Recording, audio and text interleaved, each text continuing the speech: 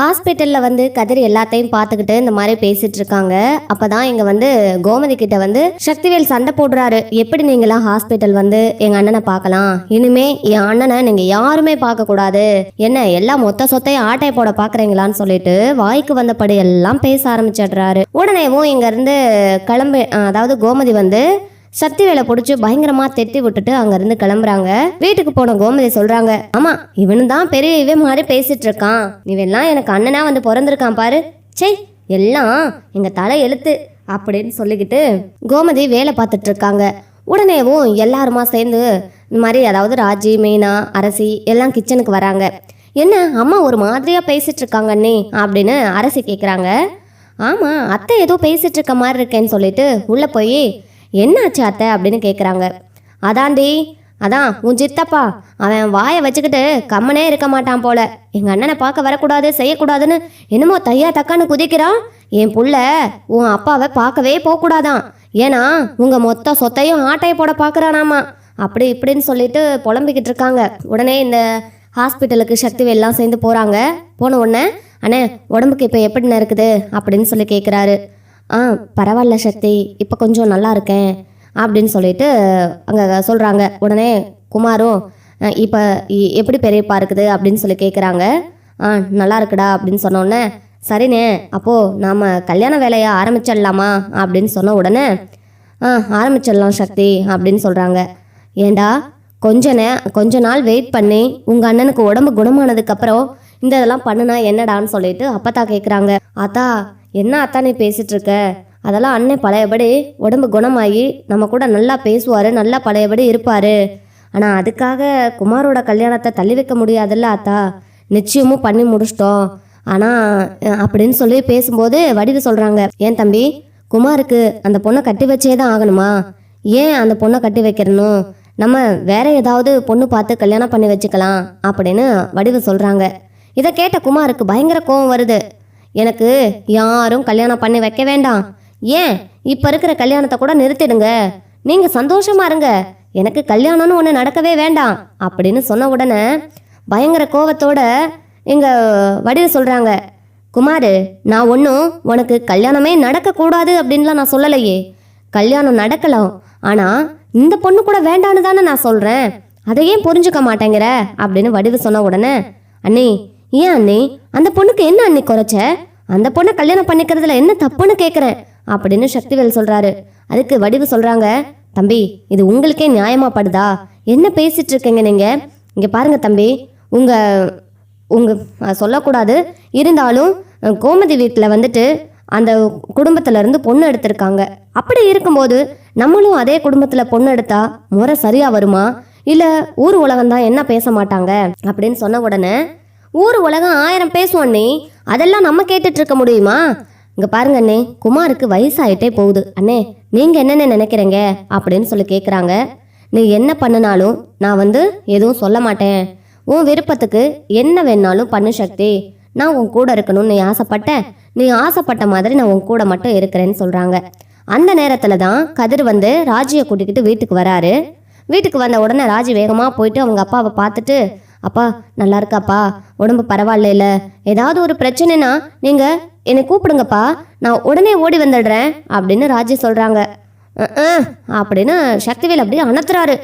உடனே இந்த பக்கம் கதிரும் வந்து, மாமா இப்போ பரவாயில்லையா, ஏதாவது ஒரு பிரச்சனைனா நம்ம ட்ராவல்ஸ் இங்கே நான் நிப்பாட்டியிருக்கேன், அது மட்டும் இல்லை இப்போ தான் எல்லாத்துக்கும் விஷயம் தெரிஞ்சிருச்சுல்ல, இப்போ யார் வேணாலும் உங்களுக்கு ஏதாவது பிரச்சனைனாலும் சீக்கிரமாக கூட்டிகிட்டு போயிடுவாங்க, அதனால் நீங்கள் அப்படியே என்கிட்ட கேட்கக்கூடாது அப்படின்னு தயக்கமாலாம் இருக்க வேண்டாம், ஏதாச்சும் ஒன்றுனா நீங்கள் எனக்கு உடனே ஃபோன் பண்ணலாம், நான் உடனே ஓடி வந்துடுவேன் அப்படின்னு கதிர் சொல்கிறாரு.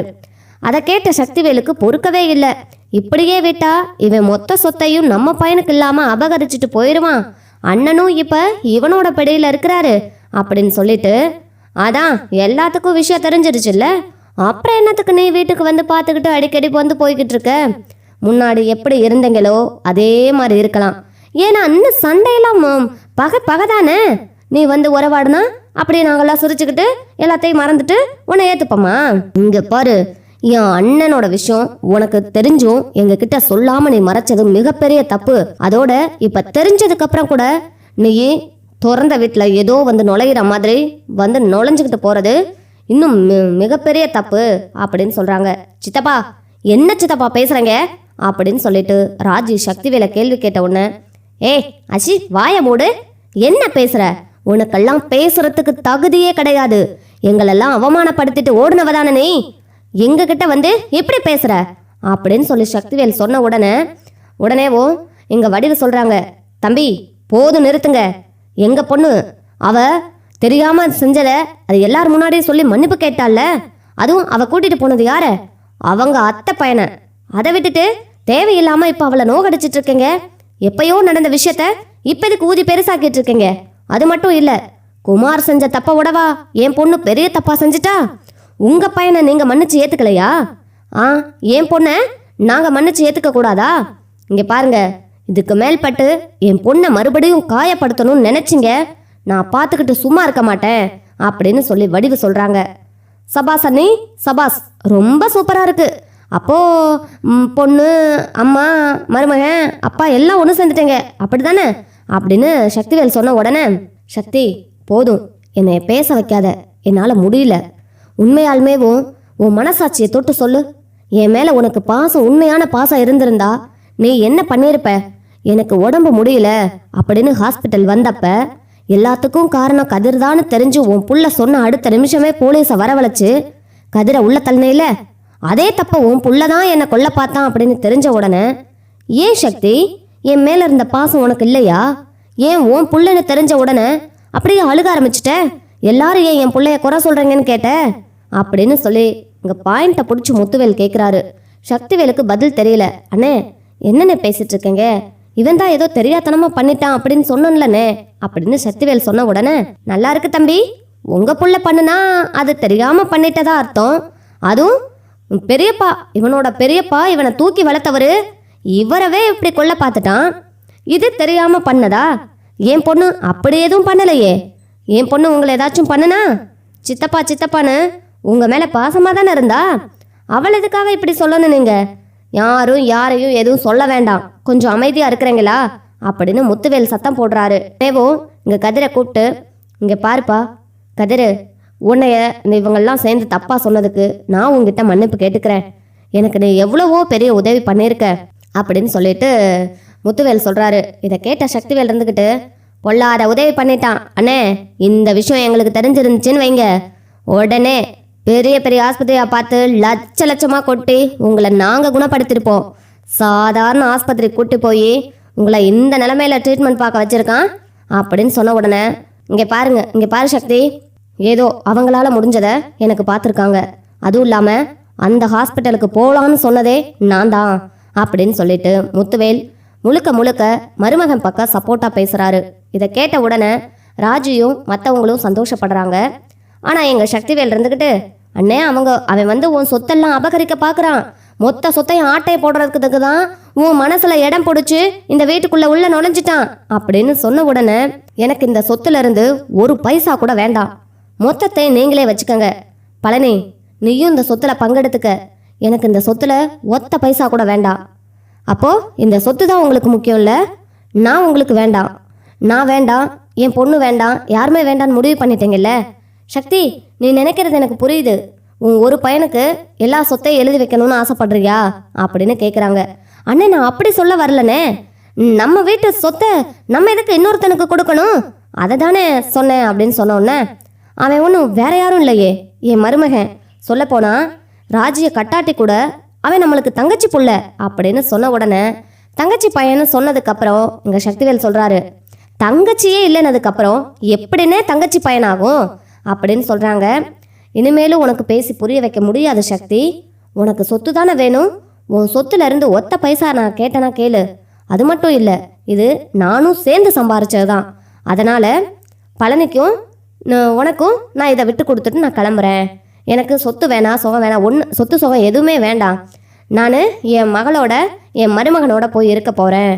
வா வடிவு, நம்ம வீட்டை விட்டு கிளம்பி போகலாம் அப்படின்னு சொல்லிட்டு, வடிவையும் அம்மா நீங்களும் வாங்க நம்ம போகலாம், அதாவது சக்திக்கு சொத்து தான் பெருசு, அதனால் சக்தி அந்த வீட்டோட சொத்தை வச்சுட்டு என்ன வேணாலும் பண்ணட்டும், நம்ம அங்கே கிளம்பி போயிடலாம் அப்படின்னு சொன்ன உடனே கதிர்கிட்ட கேட்குறாரு. கதிர், இந்த மாதிரி உனக்கு நான் ரொம்ப கஷ்டத்தை கொடுக்குறேனா, மறுபடியும் உன் வீட்டுக்கு வரேன்னு சொல்லிட்டு உனக்கு எதுவும் வருத்தமா இல்லையா அப்படின்னு சொல்லி கேட்குறாங்க. சேச்சே மாமா, என்ன பேசுகிறீங்க நீங்கள் எங்கள் வீட்டுக்கு வரதில் அப்பா அம்மான்னு கேட்டாங்கன்னா எம்பிட்ட சந்தோஷப்படுவாங்க தெரியுமா? எங்களுக்கெல்லாம் இந்த பணமெல்லாம் பெருசு கிடையாது மாமா, சொந்த பந்தம் தான் முக்கியம். நீங்கள் வாங்க, உங்களை காலம் முழுவதும் நான் வச்சு உங்களை பார்த்துக்கிறேன். என்னால் முடியும் உங்களை பார்த்துக்கிறதுக்கு. அப்பத்தா, நீங்கள், ராஜியோட அம்மா, அத்தை எல்லாரும் வாங்க, நான் பார்த்துக்கிறேன் உங்களை அப்படின்னு சொல்லிட்டு இங்கே கதிர் வந்து வாங்க மாமா போகலான்னு சொல்லிட்டு தோளில் கை போட்டு முத்துவேலை கூட்டிக்கிட்டு வீட்டை விட்டு வெளியேறாரு. அண்ணே, என்னென்ன பண்ணிக்கிட்டு இருக்க? ஆத்தா, என்ன ஆத்தா நீயும் கிளம்பிட்ட அப்படின்னு சக்திவேல் கேட்குறாரு. உடனே, உன் கூட இருக்கிறதுக்கு நான் போய் என் மக வீட்டில் இருந்துட்டு போயிடுவேன். அந்த வீட்டில் இருந்த வரைக்கும் நான் ரொம்ப சந்தோஷமாக இருந்தேன் அப்படின்னு சொல்கிறாங்க.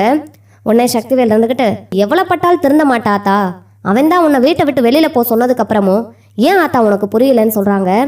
என் பேரன் என் மகன் பார்க்கணும், என் ஆத்தா கூட இருக்கணும்னு சொன்னதுக்கப்புறம் தாண்டா என்னை வீட்டை விட்டு வெளியில் எப்படி போக சொல்கிறதுன்னு தெரியாமல் இப்படி வந்து என்னை வீட்டை விட்டு துரத்திருக்கான். உனக்கு என்னடா தெரியும் என் பேரனை பார்த்து, நீ பேசுறதுக்கு தகுதியே இல்லாதவன் அப்படின்னு சொல்லிட்டு, நீ வாப்பா முத்து நம்ம போகலாம் அப்படின்னு சொல்லிட்டு வீட்டுக்கு வராங்க. மக வீட்டுக்கு கிளம்பி வந்ததுக்கப்புறம் மாறி அங்கே சத்தம் போடுறாங்க.